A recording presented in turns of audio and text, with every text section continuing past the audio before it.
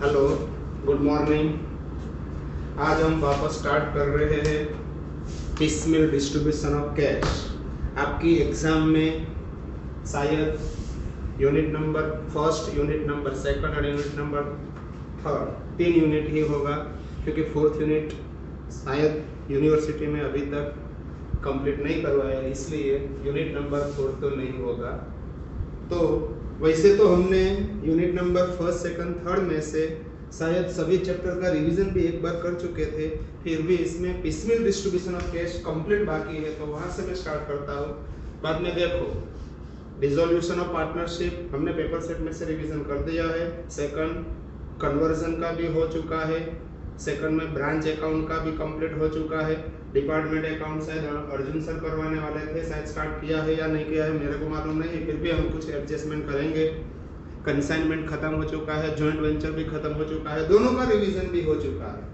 तो अब हम स्टार्ट कर रहे हैं gradual realisation of asset and piecemeal distribution of cash. तो देखो, अब आप निकालो ये पेपर सेट, ऐसा पेपर सेट मैंने दिया है आपको सबको। तो फर्स्ट वन स्टार्ट करते हैं हम piecemeal distribution of cash. Page number है 6, question number first, March 2013 university का क्वेश्चन है। देखो first one, Amit, Bimal and Chandresh were partners sharing profits and losses in the ratio of 3:2:1. Balance sheet of their firm as on 31st March 12 was as follows. First one, liability side देखो, Amit capital, Bimal's capital, Chandresh capital, तो 3 partners के capital account होगा। ये देखो capital account, capital का column 3 A B C का। Next one, creditors and Amit loan, सबसे पहले पेमेंट करना पड़ेगा आउटसाइडर को, क्रेडिटर्स को, बाद में अमित लोन, बाद में partners A B C capital. Next one, asset side देखो, building, furniture, debtor, stock and last है cash on hand. they decided to dissolve firm on 31st March 12. Assets realized gradually as follows.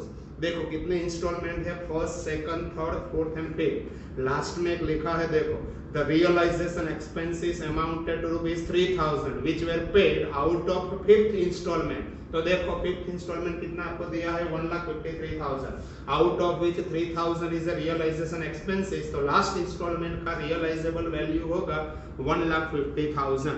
Prepare statement showing the distribution of cash using surplus capital method. हम पहले करते हैं surplus capital method, बाद में second method भी है इसमें, maximum loss method.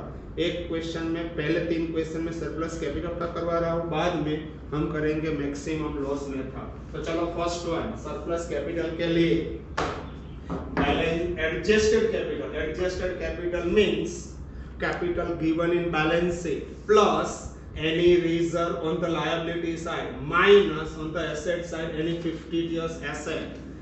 तो कोई रिजर्व नहीं है, fictitious asset नहीं है, इट मींस जो बैलेंस दिया है बैलेंस शीट में, कैपिटल डायरेक्ट लिख सकते हैं 90,000, 72,000 एंड 60,000। यहाँ पे मैंने लिखा है पर यूनिट कैपिटल। देखो पर यूनिट कैपिटल कहाँ से मिला था, 90,000 डिवाइडेड बाय 3, 90 डिवाइडेड बाय 3, तो यहाँ पे हो जाएगा 30,000, इसे सर्कल करने का। 72 divided by 2, it means 36,000 and 60 divided by 1, तो ये हो गया 60,000। देखो इसमें से स्मॉलेस्ट कैपिटल, एक ही स्मॉलेस्ट कैपिटल से, तो यहाँ से स्टार्ट करना पड़ेगा। 33 * 90, ये देखो 32 * 60 एंड 31 * 30।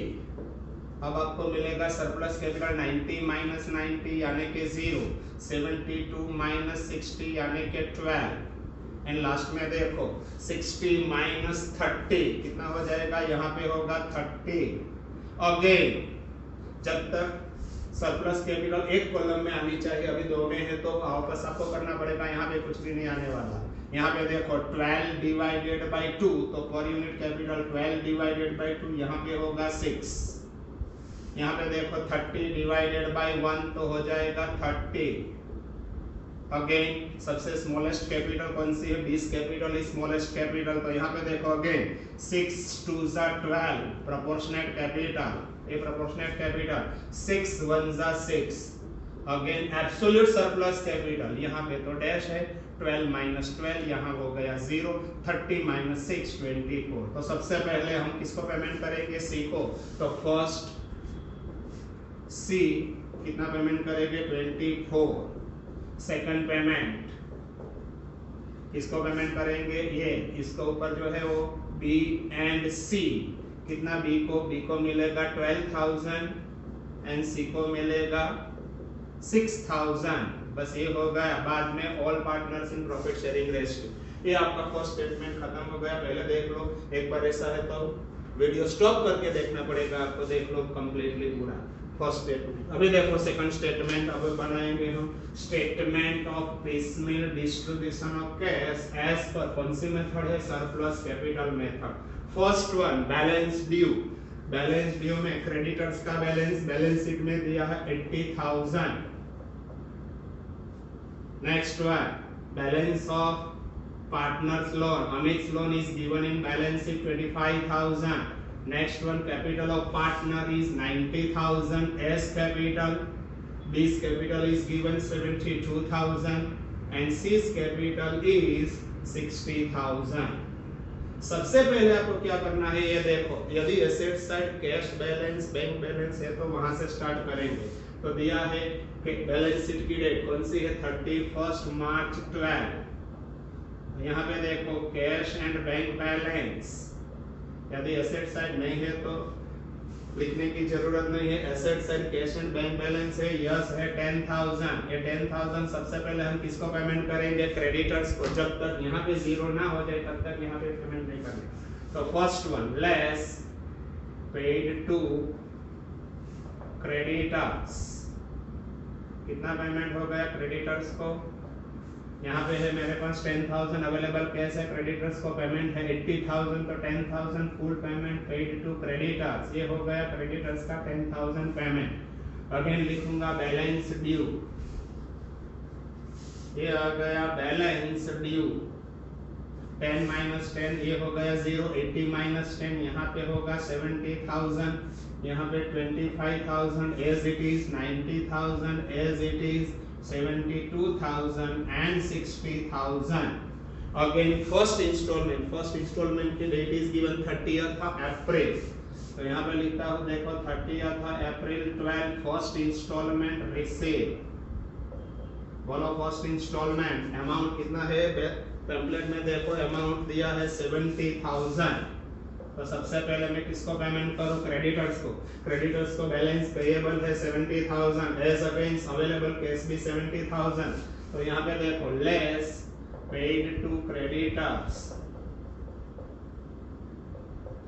70, यहाँ पे 70, बाकी सबको dash. Again balance due, cash खत्म, क्रेडिटर्स का भी अभी हो गया 0, एज लोन बाकी है 25,000, यहाँ पे 90,000, 72,000 एंड 60,000। अब देखो सेकंड इंस्टॉलमेंट की डेट है 31 मई, यहाँ पे लिखता हूँ 31 मई 12 सेकंड इंस्टॉलमेंट रिसीव। देखो सेकंड इंस्टॉलमेंट कितना है, सेकंड इंस्टॉलमेंट है 25,000। अब देखो पेमेंट, एज लोन का amount payable is 25,000 as against actual cash भी 25 ही है। तो पेमेंट करो as loan less paid to as loan, ये 25,000 पेमेंट हो गया। यहाँ पे 25,000, बाकी सब जगह पे डैश। ये अगेन हो गया आपका balance due. Balance due cash available 0, यहाँ पे तो डैश है, यहाँ पे भी 0 हो गया या तो डैश। 90,000 अभी आउटस्टैंडिंग बैलेंस, 72,000 भी बैलेंस है, 60,000 भी बैलेंस ड्यू है। अब देखो next one third instalment 30th June 12, यहाँ पे लिखता हूँ 30th June 12 third instalment receive. Third instalment amount is given, third instalment 24,000। अब आपको करना पड़ेगा कौन सी मेथड है अपन की, सरप्लस कैपिटल मेथड। तो सबको रेशियो में पहले डिस्ट्रीब्यूट कर रहा हूँ, देखो लेस पेड टू ऑल,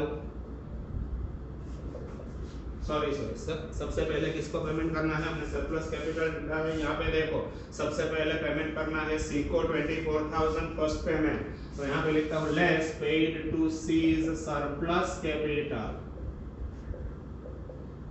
चलो सी को कितना पेमेंट करने का है, देखो यहाँ पे 24,000, ये सबसे पहले ये पेमेंट आपको करना पड़ेगा 24, बाद में ये दोनों को साथ में, बाद में all partners in profit sharing ratio. तो सबसे पहले ये सी का पेमेंट 24,000, ए नहीं बी डैश सी को 24,000, अगेन हो गया बैलेंस ड्यू,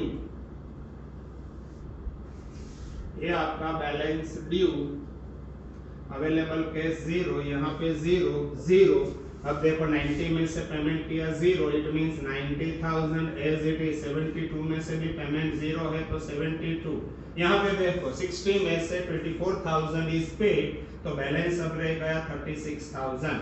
अगेन 30th जून के बाद थर्ड इंस्टॉलमेंट खत्म, अभी देखो फोर्थ इंस्टॉलमेंट कितना है, फोर्थ इंस्टॉलमेंट 18,000, तो यहाँ पे लिखता हूँ डेट कौन सी है, देखो 31 जुलाई, यहाँ पे देखो 31 जुलाई 12 फोर्थ इंस्टॉलमेंट रिसीव, देखो फोर्थ इंस्टॉलमेंट है 18,000, यहाँ पे देखो फर्स्ट पेमेंट ये हो गया 24,000, बाद में हम पेमेंट करेंगे, पहले ये पेमेंट, बाद में 12 and 6, तो अभी देखो 12 plus 6 दोनों मिला दो तो टोटल कर दो, कितना हो जाता है टोटल, 12 plus 6 18,000, अवेलेबल कैश भी 18,000 ही है, तो यहाँ पे देखो लिखता हूँ less paid to D's and C's surplus capital, D's and C's surplus capital, दोनों को 18,000 पेमेंट टोटल है, इसमें से ए को पेमेंट डैश, बी को है 12,000 एंड सी का पेमेंट है 6,000। अगेन होगा बैलेंस ड्यू, ये आ गया बैलेंस ड्यू, 18 माइनस 18, यहाँ पे हो गया 0, यहाँ पे भी 0 0, 90 में से पेमेंट 0 यानी कि 90, 72 में से 12,000 पेमेंट कर दिया, अब रह गया 60,000, 36 में से 6,000 पेमेंट, तो यहाँ पे होगा 30,000। अब देखो लास्ट इंस्टॉलमेंट है 31 अगस्त 12, फिफ्थ इंस्टॉलमेंट रिसीव, यहाँ पे देखो इसमें से कुछ एक्सपेंस है, फिफ्थ इंस्टॉलमेंट था कितना 1,53,000, 153 में से रियलाइजेशन एक्सपेंस है, 153 में से 3,000 इज ए रियलाइजेशन एक्सपेंस, तो लास्ट इंस्टॉलमेंट रियलाइज है 150, net amount realise, last instalment receive यहाँ पे लिख देता हूँ net means after deducting realisation expenses that is dissolution expenses, 153 realisation है, इसमें से 3,000 रियलाइजेशन एक्सपेंस है, इट मींस नेट रियलाइजेशन है 1,50,000। अब देखो ये पेमेंट हो चुका है, ये भी पेमेंट हो गया, तो बाद में किसको पेमेंट करना पड़ेगा, all partners in profit sharing ratio, तो यहाँ पे लिखता हूँ लेस पेड टू